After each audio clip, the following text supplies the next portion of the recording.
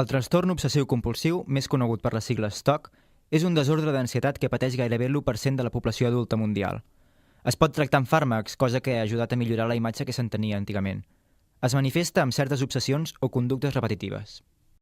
La gent ho coneix més, la gent que renta les mans moltes vegades, la gent que comprova, surt de casa seva i ha de comprovar que la porta estigui ben tancada, no una vegada, sinó, no sé, 20 o 40 vegades. Aquests són només alguns exemples de com el TOC pot alterar la vida diària.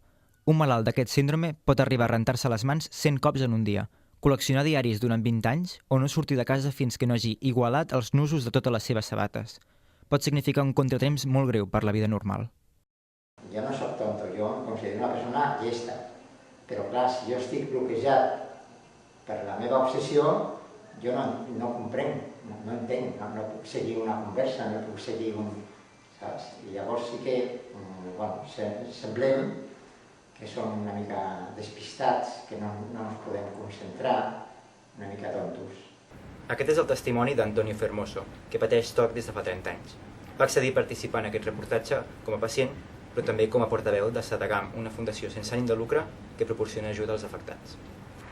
Ens venen adversitats a la vida, però clar, si tu tens recursos, llavors pots afrontar aquestes adversitats.